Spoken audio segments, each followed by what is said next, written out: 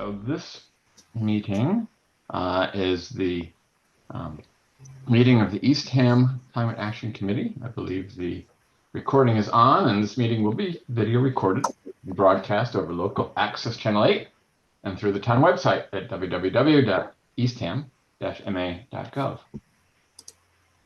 All right. So what we're going to talk about today is primarily the greenhouse gas inventory.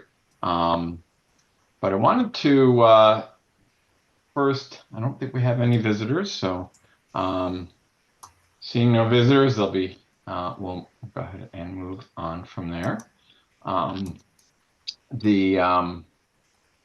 One other item I wanted to mention is that the select board meeting for Monday has gotten canceled.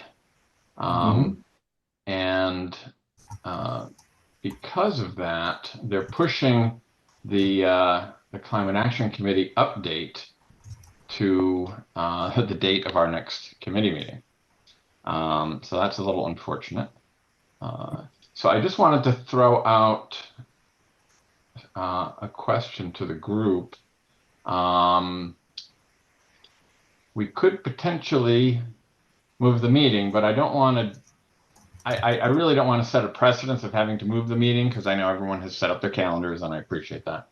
Could we start earlier on the CSC meeting and then go to the select board meeting?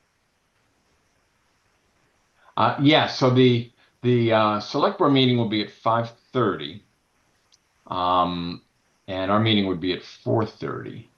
I mean, a couple options. I mean, we could certainly get it started, and I could turn it over. I think Roberta is not going to be local, so perhaps I don't know if there's a rule for having a local person chair it. I'm sure we could get someone, Roberta, if you think you don't want to chair it over video, or it would also be great for you to join the select board meeting, but we need to make sure we keep quorum. I think at the 18th, John, you're out of town, correct? I'm out of the country. Yeah. Out of the country, yeah. And Mike, I think you said that there was seemed to be a question mark. I couldn't tell on your availability. Get back around midnight on the 17th. So are you okay for a 4:30 meeting that day? Yeah, that's fine. Okay. Okay. So it'll be like 9:30, 10 o'clock, but that's okay. you'll be just getting up at that point. Yeah. Or, well, the other way around. It'll be if we wanted to, we could get this, do the meeting a tad earlier, say 4 o'clock, or even 3:30. But again, I don't want to disrupt people that work or that have other commitments that day. So I just wanted to poll the group, see what y'all thought. I can swing it, even though I do work. One time it's fine for me to start earlier if that works for everybody. Yeah, I could start at 4 o'clock, and that would give us a full hour and maybe 20 minutes before the select board meeting starts at 4:30. So that, if we find that we don't complete all our agenda, we can just hold another meeting. But, also we are scheduled to meet in early December this year.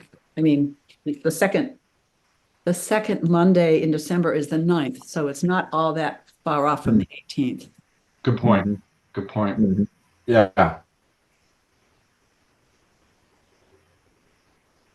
Okay. Well, it sounds like maybe 4 o'clock would be a reasonable time for everybody. Okay. So let's do that. So we'll start at 4. And I'll try to keep the agenda light. And I think it would be perfectly acceptable for folks to come over to the select board meeting and participate there. All right. So on to the greenhouse gas inventory. So let me bring up some slides. These are just kind of visual aids to help along the way here. And I assume I can share my screen here. Give that a try. All right, that's working. Good. even though you can't see me, you can see my screens or my slides. So good. So let me just adjust this a little bit because I'm going to want to take. I'm not going to put it in full presentation mode because I'm going to take notes as we go based on what you all have in here. So the my thoughts on doing this is to try to give you an idea of what I found doing a bit of a deep dive over the last 4 weeks or so into the inventory. Give you an idea what's there and maybe just as importantly what's not there. So we know the limitations and brainstorm a little bit on what we might want in addition out of it. Either stuff we can extract based on what's in the roughly 1,000-line spreadsheet and lots of data sources that they gave us, or stuff that we can maybe go get. And the here's, I guess, I'm trying to make a point here as to why I'm thinking I'd like to get more out of this. This was kind of the grand, revealing that they gave us, and they did a really good job of accounting for everything. And I don't know about you folks, but when I look at that, it's like, okay, that's nice. What do we do with it? Yeah. And Agree. there's a lot of good info in there. Okay, but so I took another look. Well, what if we put this in a form that's more readable? Put it side by side with the Cape Cod survey. Now, the Cape Cod, actually, I should say inventory, but anyway, the Cape Cod inventory was done in 2017, so there's one difference. But for the most part, we knew it was transportation and stationary energy. We do have more stationary energy as a percentage in Eastham and less transportation, which is interesting. But there it is. So, but okay, it's still, I don't know, to me, limited insight. Yeah, and I also think, Tom, if I can say one thing, I did look at the methodology, and a lot of the metrics have been developed using kind of a sort of a proportion of population. So they're using Massachusetts data to sort of, it's not an inventory in some instances, especially in the waste and industrial product and process and product use. So we need to look at that as well to sort of say, do we want a little bit more granularity here, or does this make sense? That's an excellent point. Yeah, exactly. Yeah. So again, kind of understanding what's there or not, because in those cases, when we go back and do this inventory again, say in probably 5 years, certain things that we do are only going to be affected, at least in the way this accounting is done, will only be affected by our population, not by what we do. So anyway, you may want to find some other ways of measuring. I don't know. So yeah, I'm not saying it's wrong. I'm just saying it wasn't based on specific. It was only based on our population versus the Massachusetts population. Right. And I'd like to see again the stationary broken out between heating and power generation. Mm-hmm. And there is definitely information about that in the methodology paperwork. Like for instance, like one thing that they subtracted from the household electricity use was EV charging, just at home EV charging, so that it wouldn't be double counted in transportation or home electricity use. So I'm going to kind of take notes here as we go. And the other thing, Tom, would be wait, interesting. hold on. Let me just get here. I'm sorry, I was just getting myself together here. So you wanted to see breakout I'd like to see the 45% breakout for stationary between heating and power generation, okay. because both of those are in there. Yeah. Good point. Okay, and go ahead. And I cut you off on your second. Yeah, so the other one would be is for the municipal content. It would be good to provide what it would be if we didn't have the solar. Okay. What would our greenhouse gas emissions have grown to if we didn't have the landfill, the elementary school, the DPW, and the library? What would we do with that info? What do you think? Oh, it would just show people how our progress toward the Hmm. municipal side of things. So you can see what we've done on the municipal side over the past, decade or so. Now we need to attack the residential side as well. So, Mm, good point. I wonder if I guess we have limited info on residential solar sizing. I guess we can't really do that for residential, but we could do that for municipal. Okay. So unless we just use the inventory that we have from the town, um, the stuff that you sent out recently, that spreadsheet. mm, I think doesn't that have the size of systems? Or there was one spreadsheet that you sent out that had the system sizes. well, municipal, but we don't have sizes for the entire town that I know of. What do you mean? We have a list of how many. Oh, I thought there was a list of residential installs. Yeah, but did that have sizes on it? I don't remember. Um, yeah, that was the list you sent, Tom, Yeah, wasn't yeah, it? yeah. Did it have size of system? The permit list, yeah. I don't remember. I have to look. I Yeah. have some list. I have some list in a file somewhere that I got from the town. Do you remember it? And I passed it on to the solar committee, I think. That's the one we're talking about. Yeah. Okay, all right. Yeah, So, that's the one. sure. I mean, if we want to go find that, I'll go get that. That was Eastham data populations in here somewhere. Yeah, I'm trying to open it. Yeah, it was Eastham inputs. Okay, Eastham solar. Yeah, I don't see a size, just the number of just the permits If you themselves. click on the link, yeah, I'm trying to click on the link here so I can see if there's any more information. I think I remember asking for more data, and the building department said that this is really all we have. I remember asking for more specifics on each of these, and I mean, we could just take a stab at, annual usage being 10 kilowatt hours a year, or less, and Oh, yeah. average PV size, 8 or 10 kilowatts, and then, we can go from there. That's a good idea. Yeah. Because we know how many homes we have, right? So, and I think we know how many are part-time. Okay. So, I mean, we could make some stabs and just get some ballparks.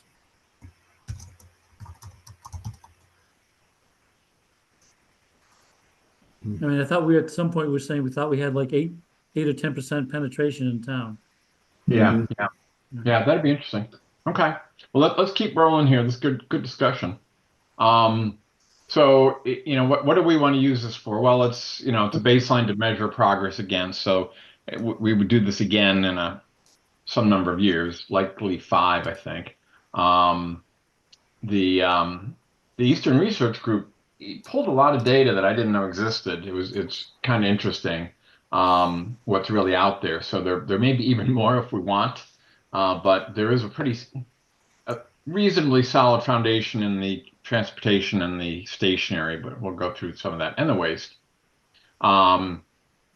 The methodology, just for note, are these 2 protocols.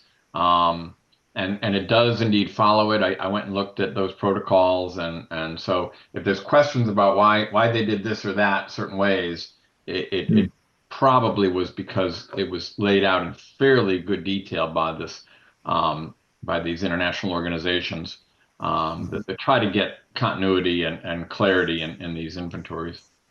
Yeah, I just want to add that the IPCC is very well. I mean, we are using that data in my business. In fact, we've been using older data than this report actually used. They used the assessment 5, which is there's a lot of beginning to be a lot of data on that now. So that's why they're starting to use that. But the Okay. previous assessment by the IPCC has a lot of data. People have done a lot of demonstrations and pilots and things like that to figure out if some of these things can be overcome. So yeah, these are very reputable sources, at least from my perspective. Yeah, yeah. The And other- and Oh, go and the ahead. GPC was a way to that some coalition of cities came together, as I understand it. Correct me if I'm wrong, Olaf, and said, "Here's how cities and communities should use the IPCC protocol," because a city is looking at in-boundary um, emissions, which makes it a little bit different than the way a country would measure their stuff. Yeah. And there's questions if you know, again, if you want to get into the wonkiness, there's questions on consumption based versus geographic based versus you know and to summarize, this one doesn't use the supply chain, the consumption based. In other words, if you we're not measuring how much food people are eating and what the impact is of that food that was raised in some other state, perhaps, and then transported to us. We're only measuring what the emissions and energy was that was used within our town boundaries, how that is affecting. So there are two ways to Yeah. do it, and some cities do both just to measure. Tom, the other interesting information I think that would be useful is we know that our waste is going to grow if we go to municipal wastewater. Right? I mean, our energy needs are going to grow. Yes, yeah. And as we also electrify, we know our electricity energy needs are going to grow. And how is the grid adapting or not to those increases? You know, we all know that we'll reduce the amount of natural gas we use and the amounts of heating oil we use, but we'll raise the amount of electricity we use. Right. So, you know, if that It also electricity isn't, reduce if that the amount electricity of isn't, methane. right. So if the electricity I is think not green, the methane is, sorry. no, go ahead, Olaf. Yeah, no, all I'm saying is, yeah, obviously that there's more electricity or more energy being needed at the central waste station, but you know, it'll also mitigate a lot of the methane that is seeping out of individual septic tanks. Right, that's what I'm saying. And I That's think what they accounted for that. Yeah, right. So we have to show those things. yeah.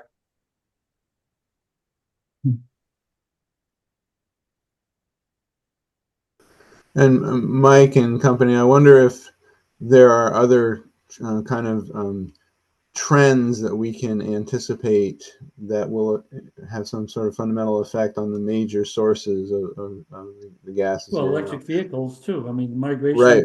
And Right. transportation. So if you add EV charging, you know, you add electrification of heating systems, Mhm. hot water, potentially cooking, drying, you know, all those things will add. And if we're not supplementing that addition with renewable energy, there's an impact. Now, Oh. you know, so let me ask this, Tom, does the power generation, how does that get allocated to Eastham? So there, you're going to see it in a moment. I'm Okay. going to show you that. Okay. All right. So in the inventory, it's broken out into 5 sectors. Again, these are part of the IPCC protocol. 96% of what we emit is in these first 3, which you're familiar with. And we'll go into details of what's in it. And then the industrial processes and product use, there's not a heck of a lot of industrial processes in town. In Eastham, I think it was it's negligible. It's not even in there. Product use is more the chlorofluorocarbon emissions is the primary there. And then agriculture, forestry, and other land use is like zilcho. And there is a question that we'll get into, which is, should we try to look at forestry and other land use? So that the protocols and the GPC templates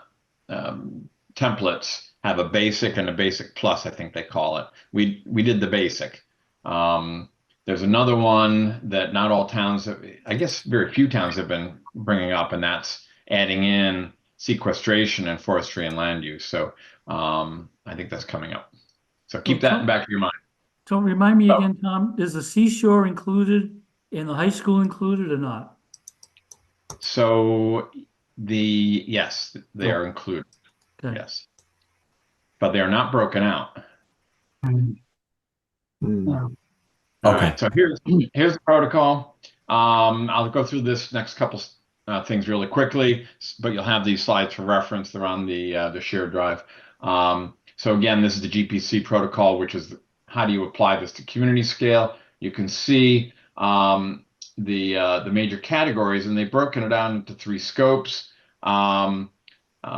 Scope 1 is the actual in-boundary emissions use.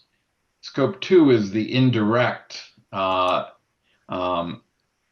burning of any fossil fuel components in the electric grid. So that gets charged to the town. And then Scope 3, there's not a heck of a lot here in Scope 3. We don't have airports here, so that doesn't get charged against us. Neither trains, neither. There's a tad on these other areas, but not much. Actually, I'll say there's a lot in the waste category because we export our waste to CMAS. So that's a quick view of the protocol. Hey, Tom, sorry. Mhm. How does power generation get captured for residential folks that have solar? Only what they use from net from the grid. All right, so it's okay, so it takes into account net metering. Yes. Okay. Yes. All right, good. Yeah, so we've got credit for it. But your point before on, can we measure what we're benefiting from that's an interesting question. Yeah. That's not in this. All right. So diving in a little bit more into the sectors, and I put for reference on the right-hand side the percentages for Eastham, just so you get an idea, because the next group of 2 are very small. So in the stationary energy, it's really combustion of fuel, either in residential or what's called commercial and industrial. The C&I category is one that is captured by Mass Save per state mandates. The large distribution companies, Eversource, National Grid, keep track of all that stuff. It's actually kept track of by account, and that's how you get some of that data for your own account. But for us, we can only get aggregate data unless someone gives us permission to extract their own individual data. Also included here is fugitive emissions. So that's natural gas distribution leakage. That's a small piece. Transmission and distribution losses. So the electric power coming into your home was actually pushed out with and had losses along the way. So you're actually they're accounting for the losses here along the distribution network. And as I mentioned, all of the electrical use in your home is you get charged, or not charged, accounted for the fossil fuel component of the grid mix, except interestingly for EVs, which are subtracted out in the stationary energy side and added to the transportation side. So how do they know how much power homeowners are using to charge their electric vehicles? So they have data on electric vehicle usage and vehicle miles traveled by those electric vehicles. So that's what they're using. How do they know that? How do they know? So that's a good question. So there's an interesting thing that I didn't realize. It's called mass vehicle census. And when you do your registration every year, you put in number of miles that your car traveled. and they keep track of all that. No, you don't. I don't. Well, they ask. They don't ask for it. I just renewed my registration. They don't ask for anything about miles driven. Really? No, I They do it haven't asked. online. They ask sometimes when you are re-upping on your car insurance. Maybe Yeah. there's That, Oh, something that, there. That doesn't seem you know like what? very reliable data. Yeah. Oh, no, no, you know what it might be? Actually, I think it's in the, oh, I know what it is. It's in the inspection. When you get inspected, all that data gets collected. That's what it is. okay. All right. That I makes guess it more was in sense. Connecticut. I guess it was in New Jersey. They asked me for mileage, but you're right. I think it's just the inspection. Okay. So if they know I have solar, I have an EV, they're peeling the portion that I charge my EV out of my net metering credits and pulling that into the transportation.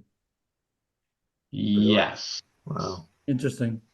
Yeah, and interesting because it kind of screws up if you're not, in your case, you don't have any net metering for your EV, so they're Right. subtracting that off. So yeah, that's interesting. That could be Hmm. an area of inconsistency here. All right, in the transportation area, so it's road and water because we don't have air, and we don't have rail. So it's road and water in boundary vehicles miles traveled. And that includes folks that are coming from other places into our town. It counts their mileage here in Eastham. That's how I'm Uh, sorry. The other thing I'm thinking about too is, so, we donate about a megawatt hour or more a year to Housing Assistance Corp. to offset their electric bill. I don't know how that gets counted for us. well, I don't know. I assume it's So, a so I mean, obviously Housing Systems Corp is in a different town. So, they're getting a break on their electric bill. But I'm providing the power for that break. So I just, yeah. again, I believe so. Here's this is what I would guess because I did look at the Mass Save data for the town, and in many cases, for instance, at the DPW, uh, they had a zero electric usage that was showing, and so they had capped the electric use in the Mass Save report at zero. They weren't reporting negative. Um, so it could be you're not getting, the town is not getting credit for that extra power. It's possible. I just don't know. okay. Either way, I suspect it's small. So at least Oh, at this yeah, I point, mean, but hopefully someday it might get a little bigger. yeah, I know. That's interesting. Especially Something to think especially about. if we can, especially if we can convince part-time residents to produce more than they use and Right. provide some environmental justice for the tax deduction. Yeah, yeah. Hmm. Okay, so in transportation, there's the grid supplied electricity for EVs, um, and um, uh, and then there is a category of off-road equipment, and that's mainly agricultural, construction equipment. Lawn equipment is in there, lawn and garden, and recreational vehicles, so off-road RVs. Hmm. And then in the Hey, waste Tom, category, hey, Mhm. Tom, is there any accountability or measurement of fuel burning boats and ships Yes, that there yep, is? water, right here, water. Water in boundary. Okay. Yep. So how are they estimating the lawn and garden portion? You're gonna see that in a second. Okay. That's all indirect. That's per capita prorated. All right. In the waste category, we have a landfill. We know the size of it. It's all, very well documented, and there's a year by year uh, decay calculation that's done, so we know what that is. Solid waste that we send to CMAS gets charged to us. There's quite a bit there. That's something we should look at. And then inbound septic systems. It's kind of a wonky calculation. I'm not sure I believe it, but it's something. You'll see that in a minute. So here's the sources for all this data on this first three categories. So the stationary energy, as I said, Mass Save collects stuff from the utilities, and we actually had usage by month. The fuel oil, though, and then there's also a little bit of propane and wood use. That stuff is not compiled anywhere. And so what they do is we know what the Eastham property records show in terms of number of residential homes that are using, gas, electric, fuel oil, etc. And I think it's a pretty good calculation, actually. They say, well, let's take the natural gas because that's only heating. And they converted it over to therms. And then they said, we'll assume that the mix of homes that are using fuel oil, propane, and wood are similar to the ones that are using natural gas. So in other words, there's a similar mix of seasonal versus non-seasonal, insulated versus partially insulated, et cetera. So on the average, what they did was they converted those therms over to fuel oil equivalents and ended up with fuel oil, the propane, and a little bit of wood. So that was a clever way to do it. Transportation is interesting. So first question is the VMT, the vehicle miles traveled, is actually done by vehicle counts, and there's different times a year that they put up counters, and then they put it through some sort of model that tries to calculate and apportion the counts that they get from the different parts of town into a total vehicle miles traveled for throughout town. How accurate that is, I don't know, but it's some sort of fairly sophisticated modeling that they're doing. We could potentially ask for more traffic counters if we wanted to, so keep that in mind. What it does, though, is it only is counting axles. So you don't know what kind of cars are coming through. So what they do is they prorate that against the mix of vehicles registered in Eastham. All right, so that is making an assumption that vehicles traveling here in the summer is the same mix of vehicles we have registered in town to residents. So there's, some unknown inaccuracy in there. So again, just to be aware of some of the stuff is approximate. When is the counting? Do we know when the counting is done? Yes, we actually have the vast spreadsheets, and it says exactly where the counting was and when it was done, and you can get the count. Okay. I actually have all that. The other error I can see is that most of my miles that are driven annually are not in the state of Massachusetts.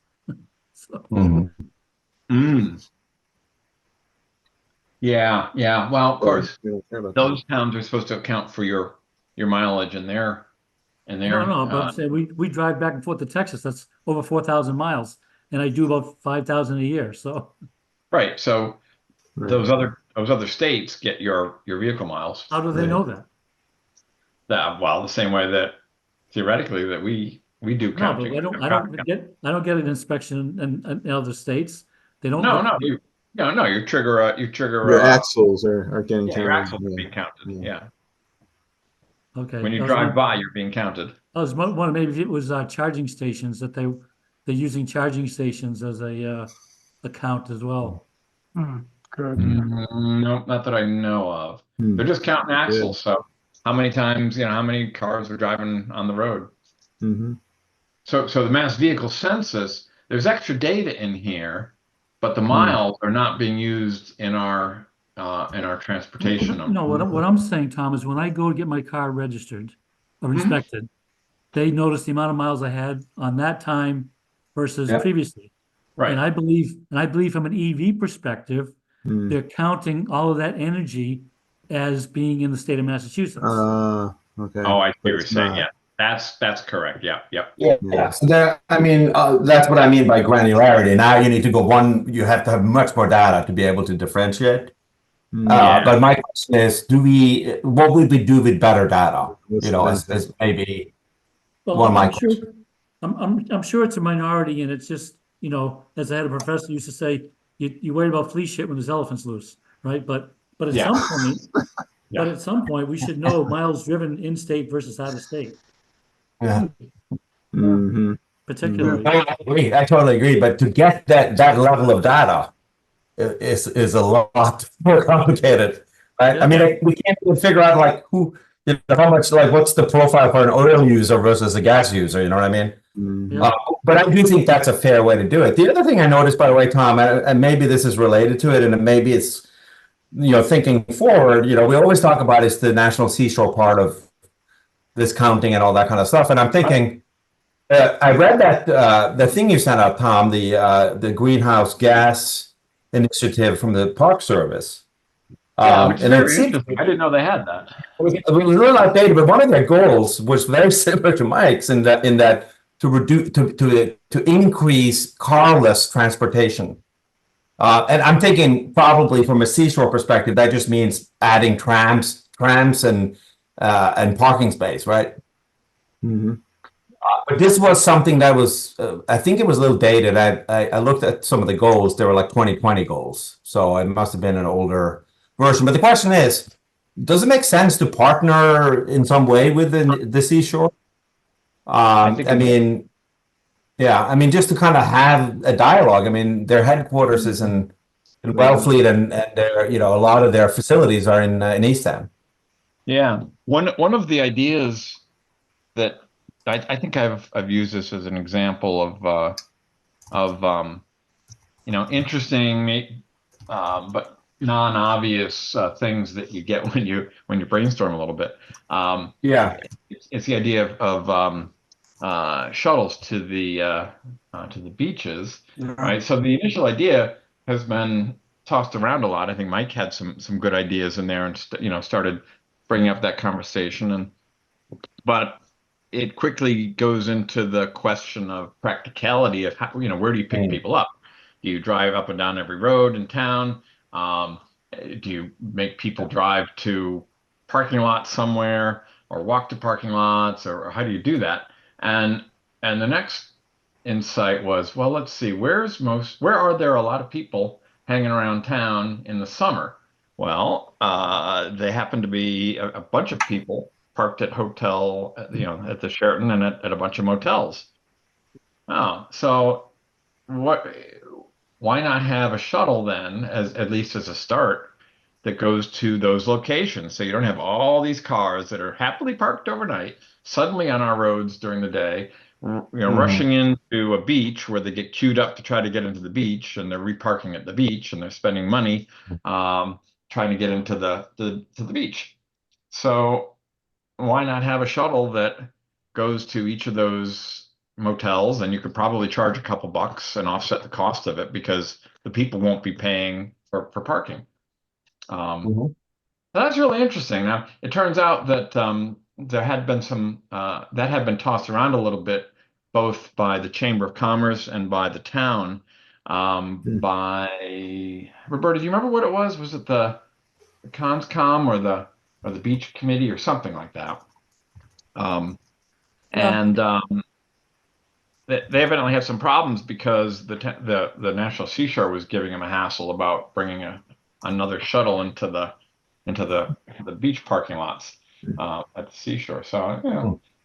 why not? That's where we can help out and twist some arms Yeah. potentially or embarrass Yeah. people. You could also offer e-bikes too with trailers.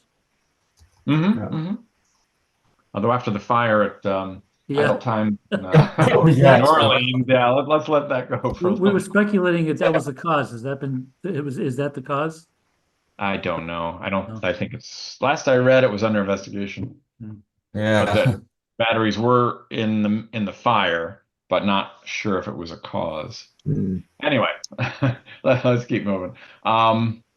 So there's extra data, as I mentioned, in this vehicle census that's not used in our vehicle mile traveled, but we could use it for other things. They do include yearly miles, vehicle types, fuel classes, vehicle use. and age. All right, so there's some interesting stuff there. Um, Hey, Gary and Tom, I wonder, do we know how many pounds of compost waste are removed weekly from the transfer station? How much we use or collect? No, yeah, how much we collect and haul away? Well, right now we're collecting about, from what I'm told, 60, they have two containers there, each 65 pounds. And we're going through two of those a week. So 130 pounds a week? Yeah.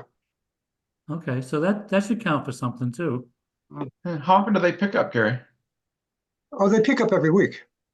You know, last time I was over there, I thought I saw like 4 containers. Well, that could be. I wonder It's if they've probably grown to that. It's probably grown to that by now, No, it's two Yeah. usually that when I've been there. because those two containers were filling up pretty quickly, Tom. Mm. But they do Yeah, pick up every every week. one of them. I didn't open every one to see how much was in them. The one that I was dumping into, but So it's great that they put up four. Oh, yeah. There was only one there last week. Oh, only maybe. one. Yep, Huh. it was Interesting. full. I mean, my stuff fit, but there was only one. Huh. I think when they're over full, they move them to the side, but I've never seen them not over brimming, really. Mm. So that would be a good number to capture in this if we haven't captured it. What are we avoiding by collecting all of that? That would have otherwise, had to be part of that haul tonnage. Yeah. Um, That was one of the arguments that we made in the recycle. Remember that, Cheryl and Gary? We made that argument, in the composting thing that, the whole transportation issue, that we're not hauling that out, that the stuff that's being composted, except that we are technically hauling it out now through Black Earth. Gary, isn't there a longer term plan though to have our own permanent composting? This was Yeah. It's bandied about, Cheryl. a short term thing, I think, to shut us up. And I'm glad they did it. They got a grant. So, nice. There's still some talk about down in the future someplace, out in the future someplace, we could get our own digester. right. But, it also begs the question, as we're talking compost, what about recycling? Especially given that I think a large percentage of our recycling is going to get burned. I don't think we're racking that up in our inventory. Yeah, it's getting burned somewhere. Yeah, I know. Right? Isn't it like, Gary, But that's- 2/3 or more? But if it goes to 70% of if it the goes to one plastic in are burned? if it goes to one in Massachusetts, it's considered renewable, Huh, it's still burned. right? I Anyway, know, but let's keep going. But if you look at the ISO mix, We're an hour in. We're an hour into the meeting. We only have about a half hour left, so let's keep moving. I want to respect your time. I also want to mention that on the septic, although this is only 5%, so this is just a side note. The septic models were used based on Eastham's total. I shouldn't say year round. It's really the resident taxpayer population.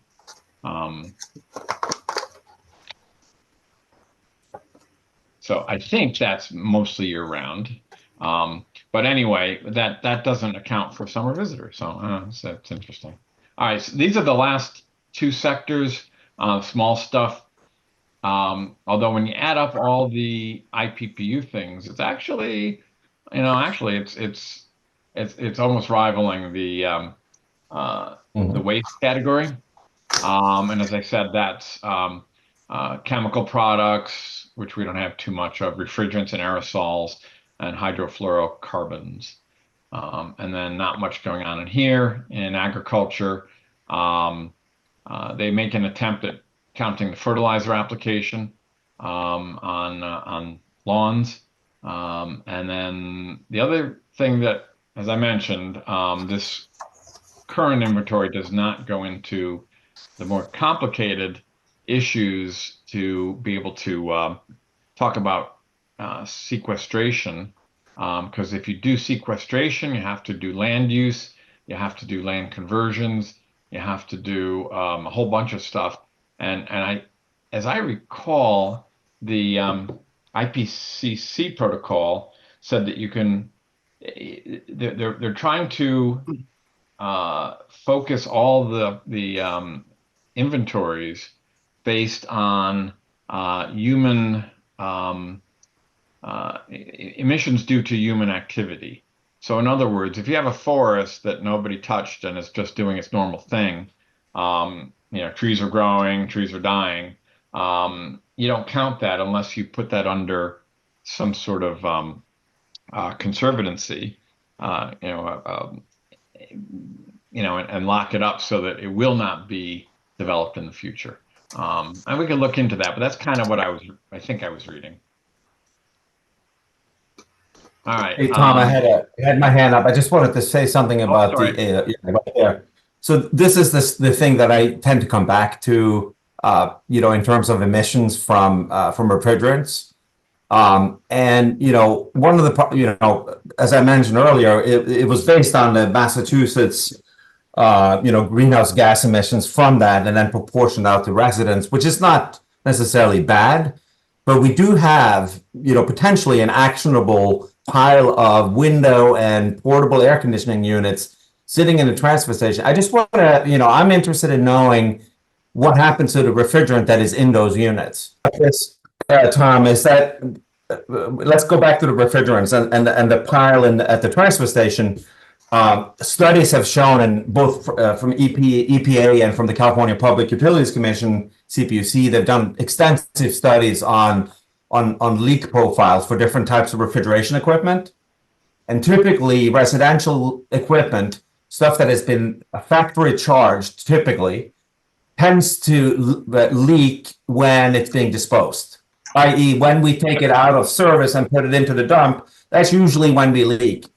Refrigeration systems and in the suppressed and those type of places, those are open systems. The systems are in the back feeding distribution systems. They tend to leak during operation more often than not, because they tend to be more professional refrigeration people taking the old unit out, disposing of the refrigerant, and people's going to want to do that because the price of that is going up.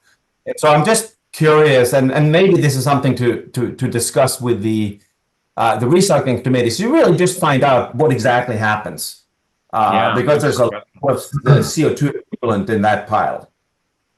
Yeah, so I got that note down, and I'll throw that over to Gary in case he knows. No, All right, so that's an interesting question. I will mention that and you're going to see it coming up. Both of these categories are primarily allocated to us per capita. Have both of these. All right, and you'll see it here. So it's per capita HFC projections that the EPA uses. So I don't know how accurate that is, but it's probably some sort of normal use, average. And then prorated down to Eastham. And then there's something called SF6, and I can't remember what it is. But anyway, it's a chemical that emits from transformers in the distribution network, so we get charged for that. And then there is a small amount of nitrous oxide from fertilizers that are allocated down in here. And allocated based on managed land areas, different categories of land that would normally have lawns. But again, that doesn't count actual, how many people have more green, natural landscaping versus actual lawns and don't use fertilizer. So, it's a small amount anyway. How do they count gas cooktops in ovens? That's up here it gets charged to you in mass save natural gas usage right here. Okay, Yeah. so nitrous oxide is counted up there, right? Okay. All right. So I'm going to give you a really quick view of the spreadsheet just in case you want to dare to venture in. What you'll see is a bunch of tabs, and the lock tabs are the ones that came from the the official ones from the consultant. And there's one tab for each sector in there. And then there's a tab with a summary, global summary of all the sectors. Now, I have a bunch of tabs that I added to the left, and I think people can, add more tabs if you wish. What it does is these all take data from the summary and in some cases from the sector details and make some adjustments and do some analysis on them. All right. At each of these detailed pages, you'll see a compilation up at the top, and it's a very nice and organized organization with sectors, subsectors. Whether it's scope 1, 2, or 3, that's the direct or indirect. What the emission sources is, a little description, and then each of the different types of gases that are accounted for, and then they get totaled up in a CO2 equivalent column over here. All right, and then below this chart in each of them is a whole series of detailed step-by-step computations and data sources and how they came up. So you kind of, what I typically do is I go to each of these and I'll look at all right, this one you can see in the Excel where it came from, and then you can go down and find out where the calculation is done. So anyway, that's how you see your way through this thing. What I would suggest, one thing I learned is that you could spend tons and tons and tons of time looking at this stuff. So as we figure out what we want to do next, I would suggest we think about how we prioritize it based on best use of our time, because we could spend a lot of time delving through this thing. All right. So with that, whoops. The couple adjustments that I made, you can see here that probably the biggest thing that I'm worried about is double counting of municipal emissions. And I have questions into the commission on all these areas. There was a little bit of inconsistencies that I fixed so we could compare it better with the Cape Cod inventory. And then I did some slicing and dicing of different sectors by additional data that we had. They initially had on-road versus off-road. I'm like, all right, well, I'd rather know municipal versus residential versus commercial, so I did that. So anyway, you'll see all that stuff in there. And I also tried to pull together a total all-inclusive table to make it easier to read, because otherwise you're going in and looking at every one of these tables, which are scattered throughout the spreadsheet. So one step was to take the that major what do you call these, a donut chart, whatever, and try to go one Pie step chart. down. Yeah, eye chart. Try to go one step down. So I put passenger vehicles separate than commercial vehicles. Off-road, these categories are as is, waste, industrial. Then I split energy between residential and commercial. So it gives us a little bit more information. But still, I don't know, it still leaves me wanting more. So that's the subject of today's discussion. What do we want to do? Just for reference, this is and I sent this out to everybody in a PDF. This gives you a kind of at a glimpse view of all the emissions from each of the sectors. Here's stationary, broken down by residential, commercial, municipal, and then broken down by the emission source, whether it's gas or oil or electricity. And then I did a tag here just so everybody, for reference would know if it's local data, it's actually generated from local information, and I said where it's from. In other areas, such as the off-road and the transportation sector, it's not marked because this is all prorated based on state data. Okay, so you can delve into that separately and just immerse yourself in the world of it. So my thoughts, I mentioned the municipal seems to be double counted.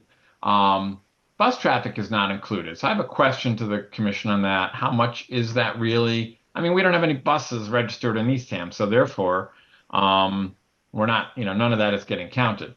Does it matter? Oh. I've mentioned this apportioning of total vehicle miles traveled based on our own registration, our Eastham registration of vehicles. Do we want to delve into that more? We talked about maybe splitting out the seashore and the high school, maybe doing some, some other stuff to look at, wetlands. So I'll give you a couple of quick slices that I did. But the real question is, what's our end goal for this stuff? Yeah. I think we want more than just, we're half transportation, half Right. stationary energy. We could get more out of that because we could use that maybe for slightly better targets in some of the actions that we do. Splitting them up by usage. Maybe we can quantify the visitor emissions. Will that help us? Because I guess it's a different target audience, right? Yeah. Tom, can I ask Yeah. can I pose a question at this juncture? I think Sure. might be helpful. I'm wondering if it's possible to kind of approach this from the sort of what our possible actions are. We want to inform action planning and prioritization. That's one of our end goals. But I wonder a little bit more specifically, can we sort of describe and lay out, here are the types of actions that we could consider including in a climate action plan? And then kind of reason backwards from those to understand, well, what are the data that we require to inform those actions, to take those actions. So if we wanted to, for example, say we can develop a program that's going to aggressively promote the increased use of heat pumps in residences. That's a possible action that we could take to reduce greenhouse gases. Well, what would we need to know in our inventory in order to do that effectively, or even to make it, even to rate it highly as an action? So I wonder if that makes any sense, to kind of approach it from that level and kind of work back our way into the data that we need. That's a great point. Yeah, I like that. So one way to think of this, when I think about the inventory, I think about it as a baseline to some extent. And and everything we do, and every success story we are able to create is going towards reducing that greenhouse gas emissions profile that we have in Eastham. And so this is, as a tool, it is a baseline for us, even though maybe some of the initiatives that we have already started, some people are driving EVs, some people have heat pumps already, that is in this data, but it gives us an opportunity to sort of say, okay, how do we measure progress? And I'm not sure if we need to do another inventory or whether we can isolate something and say, hey, here's what we've been able to accomplish, or we've encouraged, there's another question we have to do is like, how actionable are we as a committee? Or are we a sort of an advisory to the select board? I think we've had that discussion before. How much do we roll up our sleeves and get things done versus advise people to do the right thing? But I think, I think of this as a baseline for us to say, it's a here's where we are right now. Are we maybe 5 years from now or 3 years from now, we do another one of these to see where the progress is made. Yeah, Roberta, you had some thoughts? Well, yeah, I think I'm just in agreement with what everyone is saying here, in that it informs our planning. It's very clear that it is stationary energy and transportation, which are the major problems. So by making people aware of that publicly, having that part of our plan, and that we understand this, then it's much easier to prioritize actions in those areas. Yes. So it's just because we could easily have just taken the Cape Cod regional inventory and said, fine, this is kind of what's happening in Eastham. But having those local numbers, I think, is really, really powerful. Yeah. And we can base our planning, our actions, our education around what our inventory is telling us. It backs up what we're doing. So in that, I think that's the strongest benefit from this. That we can continue to look at different numbers and see if there's something we can do in particular in certain areas, like type of fossil fuel. There's too much oil, too many oil burners here, and that's another discussion together. But for right now, I think it's just a powerful statement. Yeah. One thing I also want to point out when it comes to all the data that comes from sort of a Massachusetts average, you know, Massachusetts, I wanted to see, like, how are we doing, like, how's Massachusetts doing relative to time in terms of greenhouse gas emissions? And I found that from 2022 to 2023, our emissions went up. You know, and you know, we may be using this data, you know, that sort of like had an escalation, whereas our town may have gone down. So there are things that we need to consider here to understand that. But we need to also keep an eye on what are the, like Mike said, what are the utilities doing to accommodate the grid for this? What is Massachusetts doing to lower the greenhouse gas emissions? And we're part of that. Yeah, So, and it's good to know, you know, because we have to measure it from a much bigger perspective, you know, to go to Massachusetts to figure out as a state, you know, what are we reporting into the EPA in terms of emissions? So there's, interesting discussion, and I do have some data here that I'll grab as we're talking. I would say my vote would be, I don't think we're trying to inform National Grid or Eversource on their you know, their transportation, you know, their energy infrastructure. They're doing that by themselves, and there is some stuff that I'm involved with through the compact that's doing some pokes at them, but they're really doing this stuff by themselves. Our ability to influence, though, I think can be pretty powerful. You know, back to the first part of your question, Olaf.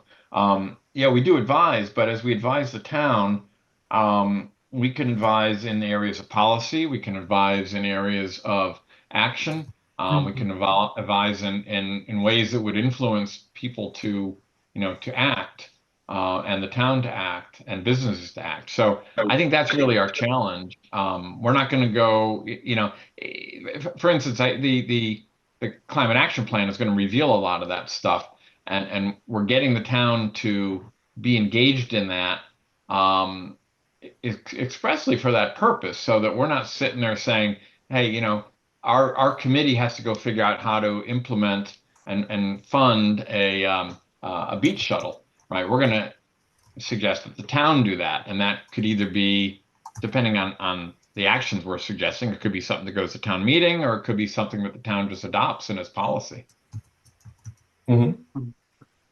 I couldn't agree more. I think, you know, we've got all these numbers telling us where we have to focus, but our real mission, I think, is to come up with the action to reduce them. Yeah. But as Roberta said, I think it also tells us a little bit about priorities, and maybe we knew those priorities already, you know, transportation, stationary. But, you know, everything we're doing is helping to reduce this, presumably. You know, that's why we're doing it. Everybody who's converting, you know, to heat pumps or putting in solar or driving an EV or putting in an induction cooktop, for that matter, you know, is making a contribution. Or for people who compost, is making contributions towards methane emissions, you know. So we are, I mean, I think all the things we're doing is affecting it. The hard part is to connect what we're doing to the outcomes that, you know, that we're reviewing, you know, after, you know, kind of been sort of analyzing this and understanding kind of how can we kind of like look at all these different categories with the emissions profile and say, okay, we had a program, we haven't had an initiative specifically focused on driving that specific thing. And then the question is, can we see that impact? Mm. Yeah, I'm very much about measuring and using metrics to figure out, are we making progress or not? So I tend to sort of speak. I know it's not easy, but I think this is much better for us to kind of work off than a kind of an average Massachusetts or even the county. Yeah. And it'll help us answer some of the questions, like, again, the question you brought up with the increase in emissions. And I can't find the file offhand, but there was I'm looking for it too, actually. Yeah. There was a vehicle mile traveled in Eastham that increased from 2022 to 2023. And of course, what we're seeing there is the end of COVID and more people on the roads. So yeah, that will, I don't think that affects our behavior or our actions, but it informs our actions, and we just have to be aware of that, because 2022 was just happened to be that perhaps a lull in some of the traffic. Yeah. All right, so let me show you a couple of samples that I cooked up.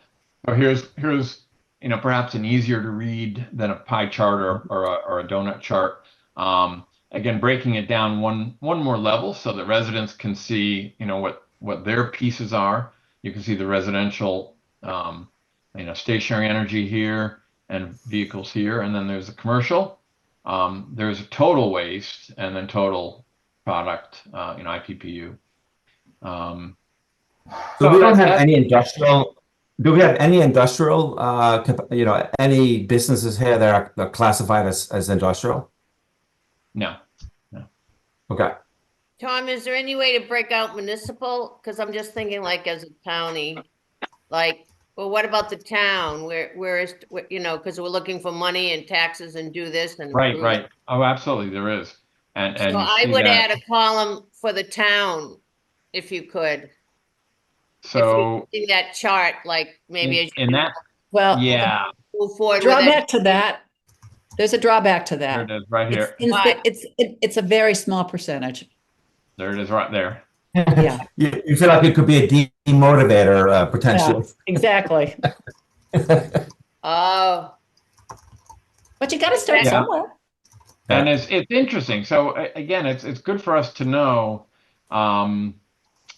Yes, I would is tend that not because to. I they agree did with so much Roberta. solar? I mean, they got solar, the town does have a lot of solar. Would it be a way to show that they're low because they have started doing a lot of things?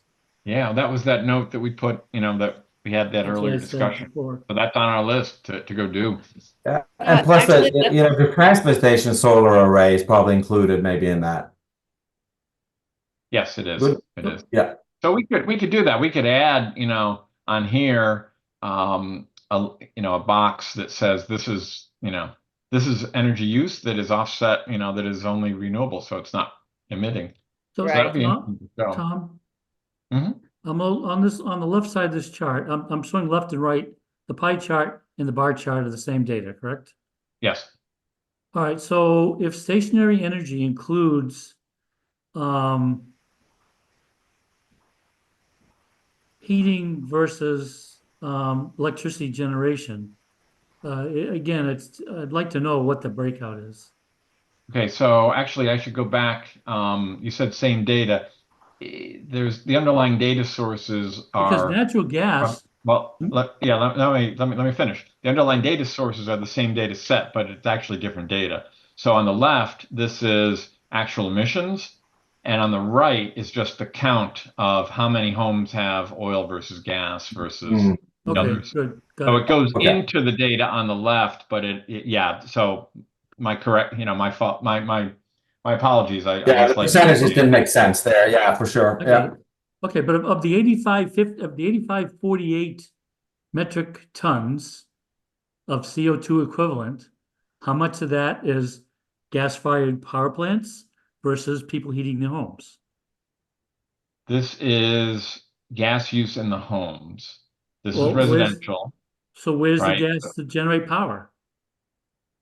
How many homes use gas to generate power? No, but I thought stationary energy also included the grid. No. The grid is scope 2. Where is the grid captured? Right here, 8870. That's the electric. The electric. All right, but so if I were to take the ISO mix, the ISO mix as a percentage is what's in that 8870. So if 60% of the ISO mix, if 60% of the ISO mix is natural gas, then 60% of the 8870 is natural gas as well. Do we care? I mean, well, we Yeah. can't counting Yeah, because everything. natural gas, because it's a fossil fuel. Yes, so this is the CO2 equivalent. These are the emissions. So we're measuring everything as emissions. We're converting it all into emissions. But And as the sources of the emissions. folks adopt solar, that 8870 should start to diminish. Right. Okay. Right. Or people convert to heat pumps. The blue and orange bar should be eventually all gray, right? Right, exactly. That's our target. I mean, that's what we're, that's one of the things we can see here what we want to do here, like sort of visually, Yeah, we want to put everything into gray. Agreed. And I think what really strikes me about this chart is the fuel oil is huge. The use of fuel oil in Eastham is huge. And it is, all right, there's a lot of questions right now brewing as to whether heat pumps have become affordable yet in terms of their operations, right? And I think when you compare it to gas, and in fact, I asked this question directly to the compact administrators who are working the Mass Save program, and they said, yeah, well, it's not yet. And I was pushing to give better electric rates to those that are heating with heat pumps, and so they're thinking about that. But in the meantime, everyone that heats with a heat pump is paying electric rates, and they're worried about that, rightly so. Yep. And what they said was the data they're seeing at the compact is that transitioning from modern natural gas, right? Not 1980s natural gas, it's only 85% efficient, but natural gas today, which is 95% efficient, converting it into electric, you're going to pay a little bit more. But in the fuel oil, you're going to pay a lot less because the fuel oil, the burners are very inefficient versus the electric. So eventually we'll get to the point where the transition from natural gas to electricity works, from an efficiency standpoint. But the first cut of that should be let's go after all the fuel oil usage. Yeah. There's a lot of it out there, way more than I thought. Yeah. No, I definitely agree with that. I'm still confused, Tom, with how I know at the state level, and I don't know how this transitions to Eastham, but at the state level, 20% of our electric energy needs are covered by solar. But 16% of that is behind the meter. Only 4% is in front of the meter. So I'm trying to find out how is that incorporated into these numbers. So the numbers are only showing the net use of electricity from the grid and the prorated amount of that is generated with fossil fuels that causes greenhouse gas emissions. Right. So so you're saying the 16% residential solar is really embedded in the 8870. In other words, if 16% of the power needs wasn't met by behind the meter solar, that 8870 would be 16% higher. Yes. Yeah. Good point. Roughly. So we could show a little box here potentially if we wanted to, but I don't want to show it. I don't know how to do it yet. No, I'm just trying to get it in my own head as to how stuff is being captured. I mean, we could put notes on here that, hey, here's the amount that we're saving. So that would be interesting. Yeah. So let me because it's good that people it's good that people know what actions they're taking, how it has an impact. Agreed. Yeah. Agreed. And so we need to show that exactly. We need the success story is already in some of these charts if we add that data to it. Right. Yeah, exactly. I like that. So Yeah, so the question is how to show success stories now and in future progress. Mhm. And that's the same thing for municipal. Municipal is low because, we've got solar at the library, the transfer station, so forth, Yeah, yeah, I agree. Yeah. Okay, so anyway, we showed that chart. This one is in the transportation area. Again, just trying to figure out ways to show the data. On the left is the different uses. So obviously, most of what we have here in Eastham is passenger. And there was an interesting chart I saw of all of Barnstable County by town, which showed Eastham was just a tiny bit, a tiny proportion of the total vehicles registered, which may explain why our transportation numbers are a little bit lower. The off-road is actually, rivaling the commercial. So do we do anything there? I don't know. We can think about it. Watercraft is more than I expected it to be, and it was even higher than that, as Roberta can recall as well, I suspect, with when we were first getting the numbers, this was more like 20%. And we're like, no, that can't be. I don't think we have that many boats here. So Um, I don't understand the off-road, Tom. mhm. I don't understand the off-road. What does that mean? Backhoes, tractors, things like that. Here, Oh, here's the okay. whole list Okay. right there. And there's the Yeah. numbers. Thank you. Yeah. It's By the way, it was good interesting. to see at the fast charging station today at what you call it there on Massasoit Road. There was a utility van actually charging. Oh, wow. Huh, interesting. Hmm. So over here on this side, what I did was categorized it by vehicle age. Because I found something really interesting there, and Mike and I have talked about this a little bit. 10 plus years, look at how many of the passenger vehicles in Eastham, like 1/3, are 10 plus years old. Well, So that goes to our that was interesting. demographics. Yeah, yeah. But interesting because shoot, there's a major target for folks that are going to be going out and getting new cars in the not too distant future or disposing of their cars. Right. And targets for EV usage. But can't but And can't for, but can't afford a new vehicle. yeah, I know. Hmm. So that's interesting. So I'm trying to find ways, and that's where I want you to put your thinking hats on. We may not have all the ideas today, but planting the seeds for what other interesting things could we do here to find targets for our action. So as it's getting late, I'm going to scroll down here. Mike did this layout, which I thought was great for the EV Touch and Learn. Did a split out by electric sources and how it categorized down to emissions on the vehicles. And I guess, Mike, what you did here was the all electric. Uh, this is what the proportion of the fossil fuel mix in the electric use in these different cars. But Mike, I can't hear you. Yes, that electric emissions is directly related to the pie chart on the left. That's based upon how if people were charging their car, that's the percentage of the pollutants or the natural gas emissions due to these particular sources. So And this like is what an average vehicle with some number of miles that you average no, no, number of no. In miles. other words, if people charging the vehicle for so many kilowatt hours, the mix of those kilowatt hours comes from these percentage of greenhouse gas emissions.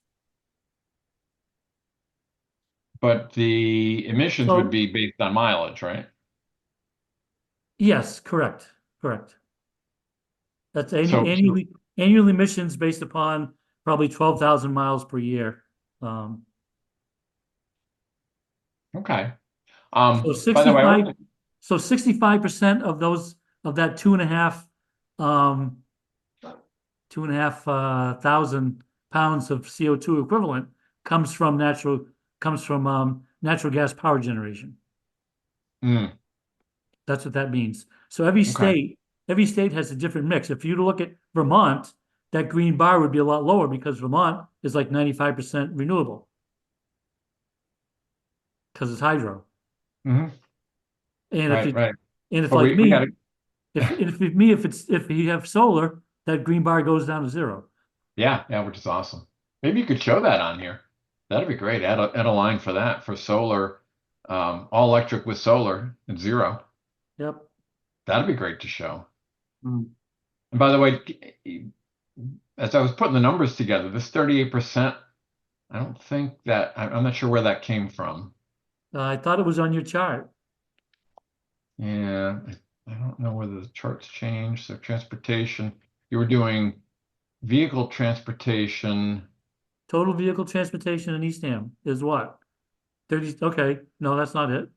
So it's these two. 32%. Oh, 30, so you're saying it's 46%. Yeah. Yeah, Okay. if you go up to the total number, hopefully it shows it properly here. 46%. 46%. Okay. I guess I was thinking passenger vehicles, but since Yeah, that's 32 passenger. Yeah, yeah. right. But I But think it was a yeah. different. I think it was, one was the commission, wasn't it? And one was Eastham. I think you referenced the other one there in your slide. possibly. Yeah, I think it was a different reference, to be honest. I'll have to Okay. fix that.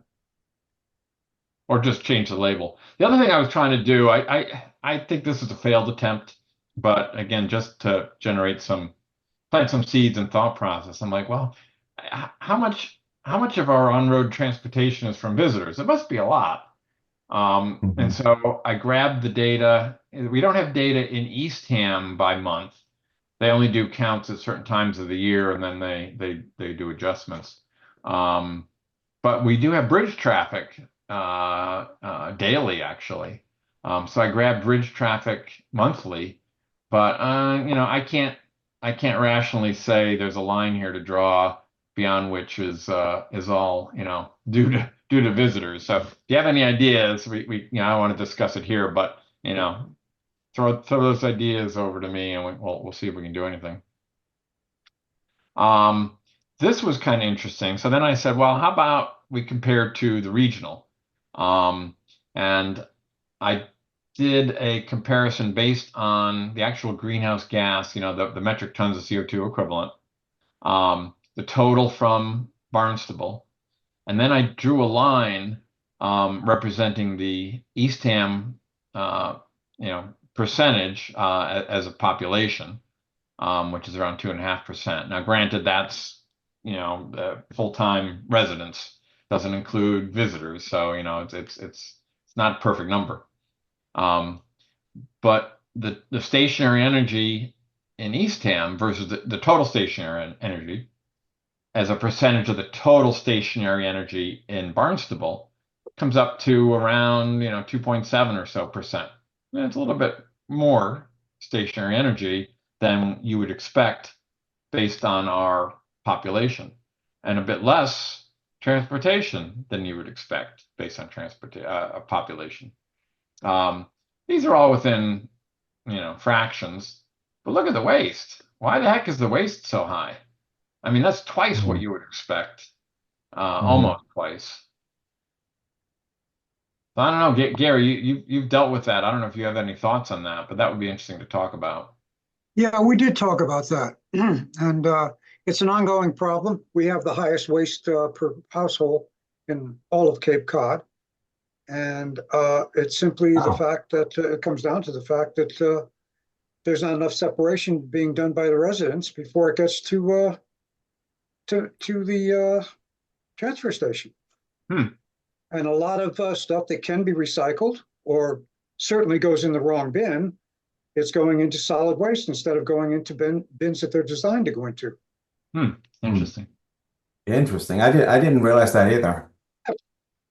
For example, it's not uncommon to find wine bottles in mass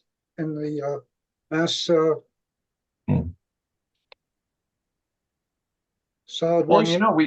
we I wonder if that changes based on time of year, because when we were renters in this area, I was always frustrated that we really couldn't get into the transfer station to put our recycling in unless we paid a fee every time we went in.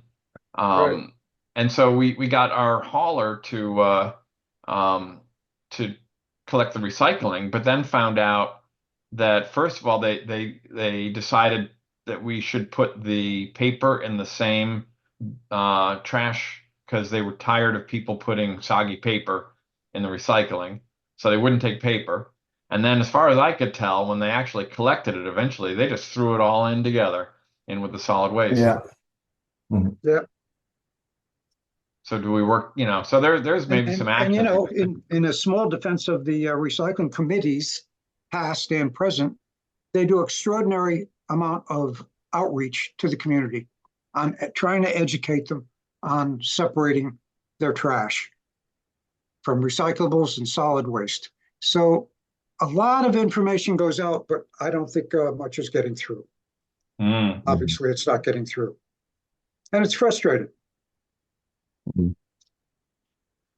Yes. So on the right-hand side, I'm sorry, go ahead. Yeah, no, I was going to say, like, this helps us very much, to Roberta's point of helping to set priorities. On the right side, obviously, fuel oil and propane is a huge target. You know what I mean? Just like we could sort of structure our goal setting to say, okay, well, let's get down to sort of the county emissions average, and then that's our first step. And then the next step is to sort of drive it down below that. That could be one way to sort of set longer term planning or near term planning or whatever we want to call it. Yeah. And this opens up another piece of the puzzle, in my mind anyway, not only from the efficiency side, which we talked about before, but from the amount of greenhouse gas emissions going out from fuel oil is crazy high, way higher in residential and sky high in commercial in Eastham. Yeah. So what the heck's going on there? Right. I don't know. I mean, I guess not everybody has fuel oil. And not enough have converted to electric. Look at the electric in the commercial zone. It's pitiful. So Tom, I suspect the reason propane and fuel oil are much higher is that we just don't have the same gas infrastructure that many of the other towns do. So that was people's only choice. So. Yeah, but there's one caveat. There's one caveat to this, and that is some people who have fuel oil are going to natural gas. I mean, instead of thinking about sort of electric alternative, I've heard people hooking up to the gas system here. Yeah, we had a moratorium at one time, but we lifted it. Yeah. So this no, I know. I understand that, but but we can't force. We don't have the power to do anything like that, but we can certainly advocate for it. Is what I'm saying. Let's make sure that we don't get to the point where we get another 10 to 15, 20 years of gas consumption because somebody made a decision today. Right. And once you have put the gas system in, it's going to last for 15 years or whatever the lifetime is of the gas system. Yeah, I think you've touched upon both a problem, but an opportunity, which is absolutely they don't have access to the gas system. Okay, that's good. Let's get them on electric. Right. Yeah. And that also goes to your point with that the mass CEC thing you sent me earlier. That people to associate heat pumps with mini splits. But there's probably a lot of people with natural gas in Eastham that have a furnace where the gas section can be taken out and replaced with a heat pump section plus outdoor unit. You know what I mean? So again, here you have, it may be fairly simple for some people. It was hard for me because I had an oil, hot water distribution, baseboard system. And so for me, I had to put in all these wall units. But I bet you there are people who think I don't want those ugly heat pumps, and they don't have to deal with them at all. The heat pump can be down in the basement where the furnace is. Hey, Olaf, by the way, there are new heat pumps coming out that are 160, 170 degree water for 4 baseboard heat. Oh, wow. Yeah. That's great. Yeah. Yeah. And That's they also have, Yeah. that could be like, depending on the efficiency and all that kind of stuff. I mean, I still have my system in as a backup, but I haven't been using it. I mean, my heat pumps are super efficient right now in this weather, you know.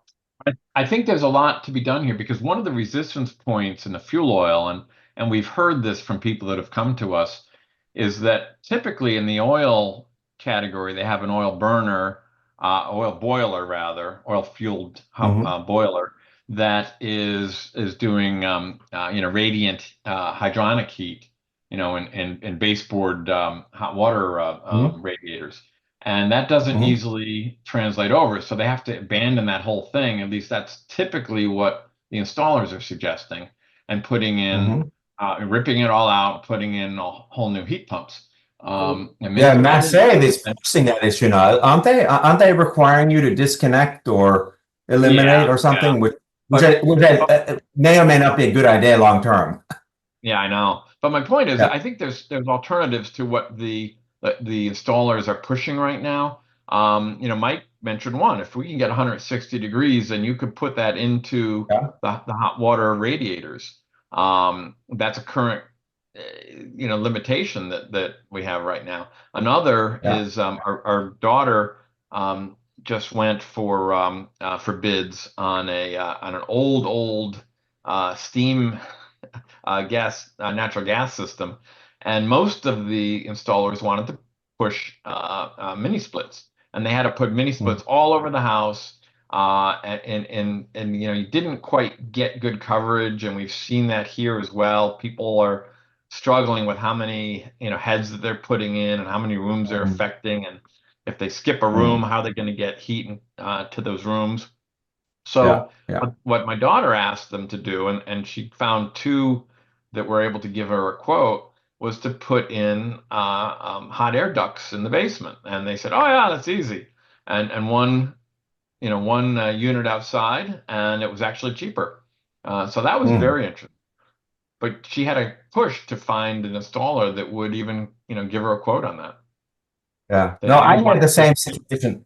Yeah, I had the same situation. I had one of the contractors came out, assessed the ability to put ductwork in the basement to feed up, but I didn't have enough space in the ceiling and all that kind of stuff, so I ended up going with mini splits. But so they're different systems or have different solutions. I think that's the key, and I think we need to sort of unteach the population that that mini split is the only thing that a heat pump is, because it isn't. I mean, there's also geothermal or ground source heat pumps and things like that are available. Right.